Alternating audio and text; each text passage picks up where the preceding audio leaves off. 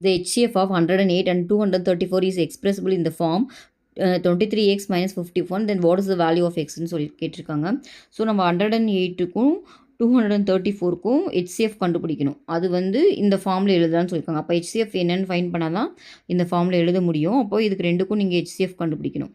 So இது number கொஞ்சம் பெருசாக இருக்கனால நம்ம டிவிஷன் மெத்தட் யூஸ் பண்ணலாம். பெரிய நம்பர் என்ன 234, அதை 108 டிவைட் பண்ணலாமா? கரெக்டாக 2 டைம் போட்டு பார்க்கலாம். 2 டைம் வரும். அப்போ 216 வருமா?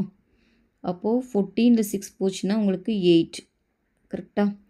இங்கே 2ல் 1 போச்சுன்னா 1. அப்போ 18 108ஆல் டிவைட் பண்ணணும். எத்தனை டைம் வரும்?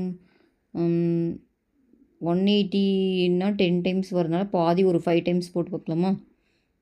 18 இன்ட்டு ஒரு 6 போட்டு பார்க்கலாம்.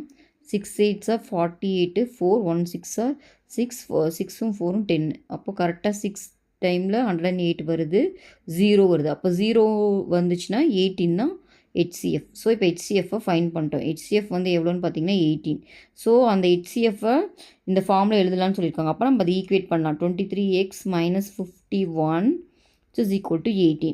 அப்போது 23x is equal to இது இன்சைடு வந்து ப்ளஸ் ஆகிடும். 18 + 51. இப்போ ஆட் பண்ணிங்கன்னா என்ன வரும்? 1 8 9 69. அப்போ எக்ஸ் வேணும்னா 69 divided by 23. கேன்சல் பண்ணிங்கன்னா 1 டைம் 3 டைம். இப்போது x equal to 3. எக்ஸோட வேல்யூ தான் கேட்குறாங்க. அப்போ ஆன்சர் வந்து 3. ஓகேவா?